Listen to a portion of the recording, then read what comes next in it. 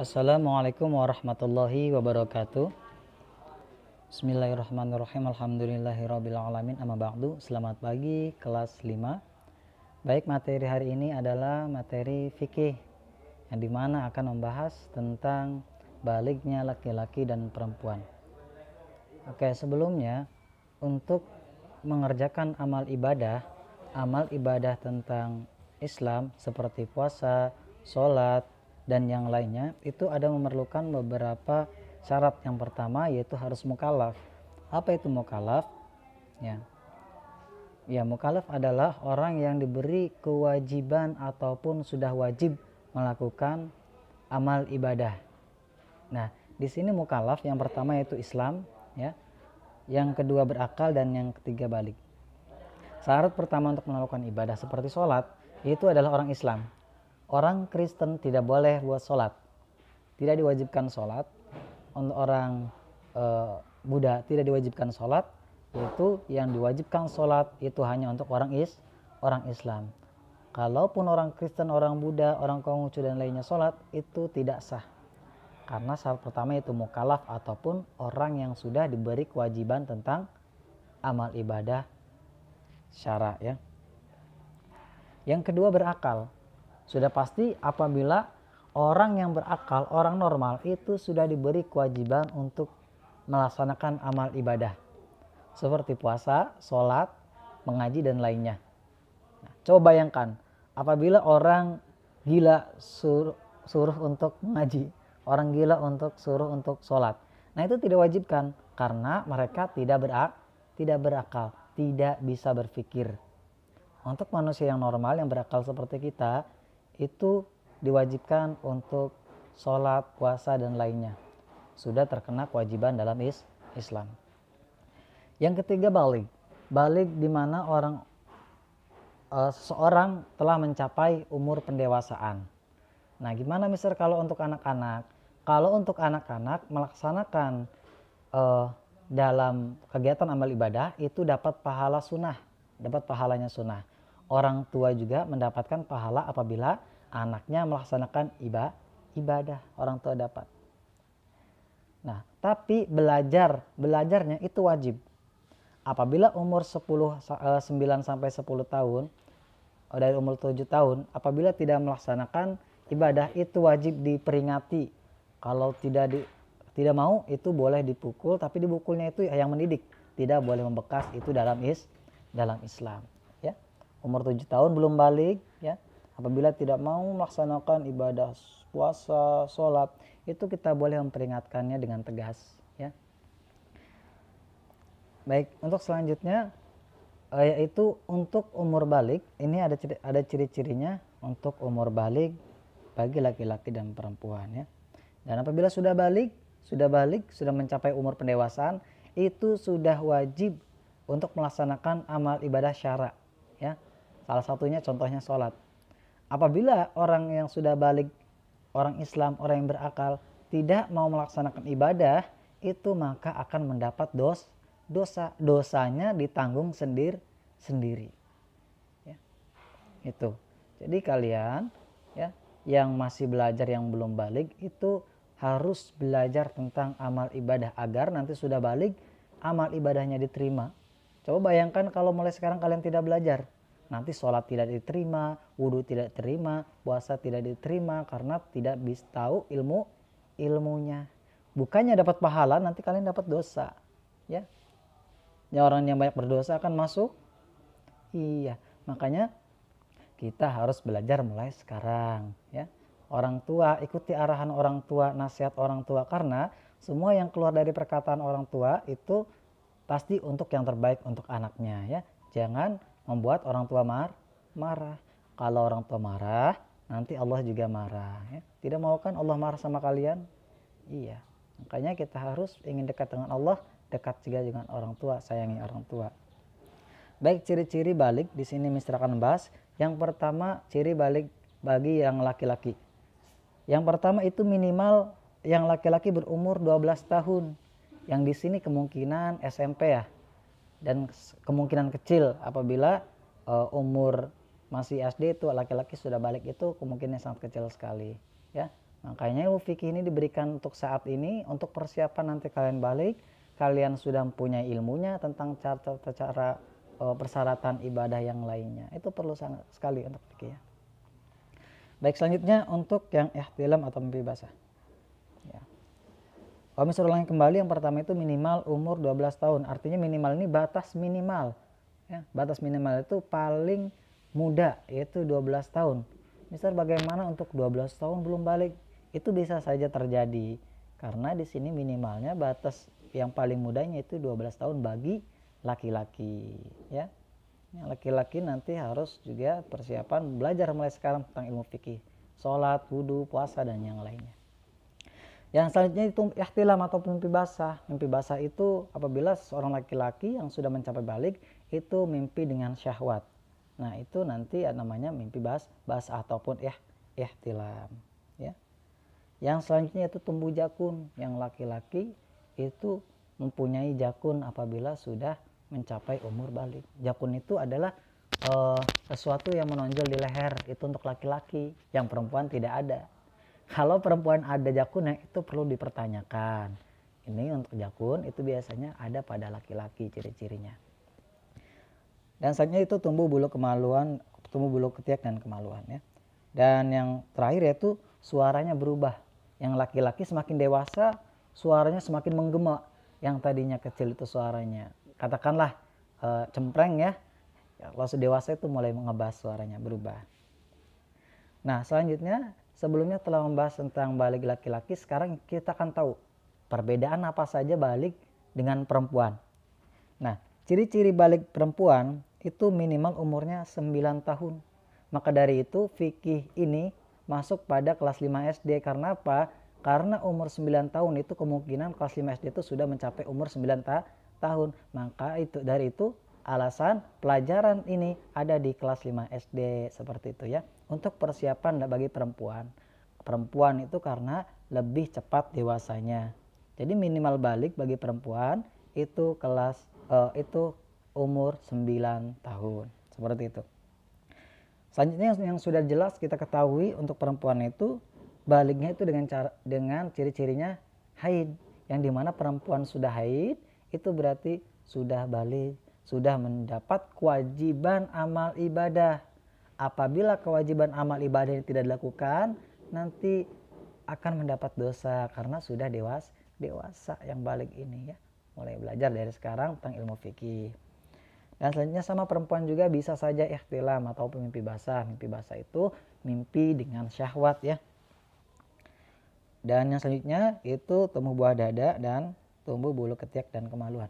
Itu adalah salah satu ciri-ciri dari perbedaan balik antara laki-laki dan perempuan. Jadi kalian sudah mengetahui ya ciri-ciri balik apa saja bagi laki-laki dan perempuan.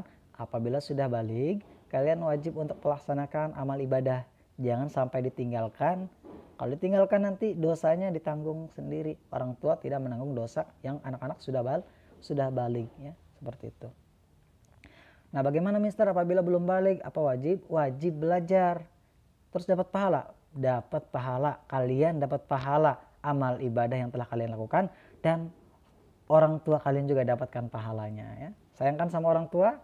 Jadi ayo mari mulai sekarang kita berbuat baik dengan cara melaksanakan amal ibadah. Dengan cara kita melaksanakan amal ibadah dengan baik, orang tua kita bisa kita bawa ke surga. Nah, itu menjadi anak yang soleh dan soleha ya. Mudah-mudahan kalian semua menjadi anak yang soleh dan soleh. Amin ya robbal alamin. Jangan sampai kalian ucapan keras kepada orang tua.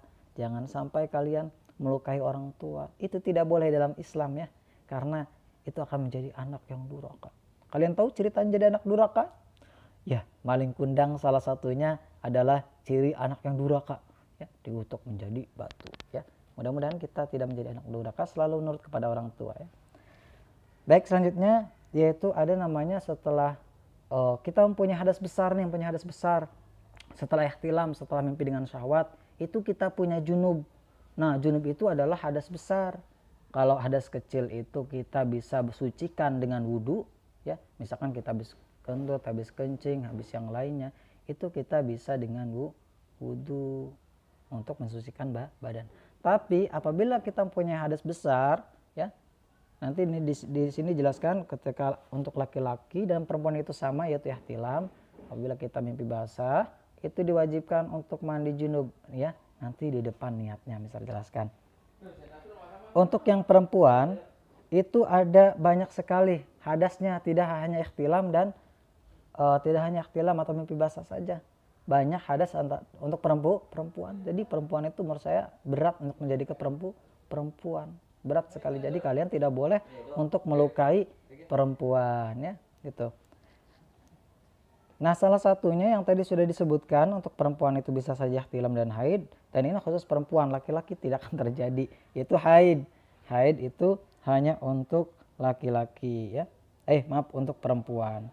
Haid itu hanya untuk perempuan, untuk yang laki-laki tidak haid. Nah, di sini kalau perempuan haid berarti perempuan tersebut sudah memiliki sudah balik dan sudah memiliki hadas besar, nanti harus niat. Dan selanjutnya wiladah.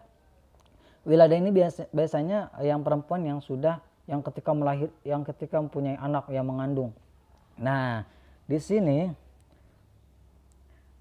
untuk yang wiladah itu artinya melahirkan. Ketika setelah kita melahirkan, nah di situ nanti harus mandi wiladah. Nanti doanya di depan ya. Dan yang terakhir itu ada nifas. Nah, nifas ini apabila setelah melahirkan itu perempuan ya, itu biasanya masih mengeluarkan darah sampai 40 harian kurang lebih. Nah, itu nanti setelah selesai nifasnya mengeluarkan darah itu nanti ada namanya doa nifas ya, doa nifas. Baik, selanjutnya kita akan belajar tentang doa mandi besar ya. Nah, di sini ada beberapa larangan yang ketika kita mendapatkan hadas besar atau junub. Larangannya di sini awas ya, kalian harus jauhi larangan ini. Yang pertama, apabila punya hadas besar itu tidak boleh sholat. Makanya kalau perempuan sedang haid itu tidak boleh sholat. Yang laki-laki ketika setelah ihtilam belum mandi masih punya hadas besar. Nah, itu tidak boleh sholat, harus mandi dulu yang laki-laki, mandi junub. Yang selanjutnya tawaf. Nah, tawaf ini tidak boleh apabila seorang itu punya hadas. Maka dari itu orang tawaf itu harus punya wudu. Nanti wudunya pakai madhab maliki. Apabila bersentuhan sama kulit perempuan itu tidak batal. Itu pakai madhab maliki ya. Karena di Mekah itu kan banyak orang berseliweran gitu, jadi pakai madhab maliki wudunya. Nah, tawaf itu harus suci dari hadas kecil dan hadas besar. Kalau punya hadas besar tidak boleh tawaf. Kalau laki-laki harus mandi junub dulu, mandi besar dulu ya. Yang ketiga, memegang Al-Quran. Untuk Al-Quran ini adalah mushaf Al-Quran. Artinya mushaf Al-Quran ini adalah Al-Quran yang semuanya murni tulisannya bahasa Arab, tulisannya Al-Quran. Itu kalian tidak boleh memegang Al-Quran apabila ketika mempunyai hadas besar maupun hadas kecil, kalian harus wudhu dulu. Nah, gimana misal kalau ini misalkan bukan mushaf tapi ada artinya? Kalau ada artinya itu hukumnya dimakruhkan saja. Makruh artinya lebih baik berwudu ya. Dimakruhkan. Untuk yang ada artinya apabila Al-Quran yang semuanya tulisan bahasa Arab, yang ada Arabnya semuanya, itu wajib kalian harus bersih dari hadas. Selanjutnya tidak boleh membawa Al-Quran apabila kalian tidak mempunyai wudu, tidak bersih, tidak suci, tidak boleh memegang Al-Quran, tidak boleh memegang dan membawa. Nah, untuk dalilnya tidak boleh memegang Al-Quran ini ada dalam surat Al-Waqiah. La yamassuhu illal mutahharun. Tidak boleh memegang Al-Quran illal mutahharun, bagi orang-orang yang suci. Nah, hanya orang-orang yang suci dari dua hadas itu yang boleh memegang dan boleh membawa Al-Quran ya. Makanya awas, hati-hati, kalian harus mempunyai wudu dulu. Kalau punya hadas tidak boleh memegang dan bawa Al-Quran.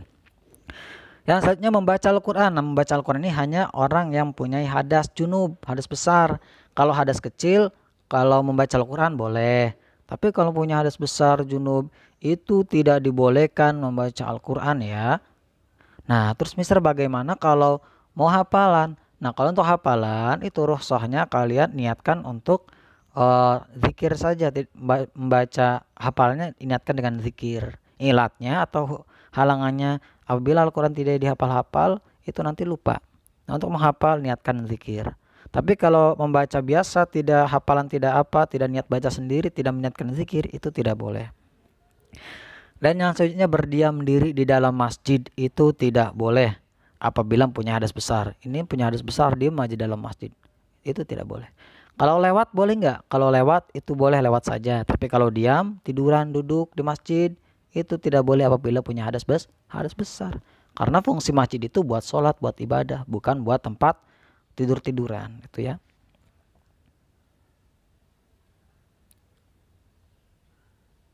Nah, bentar.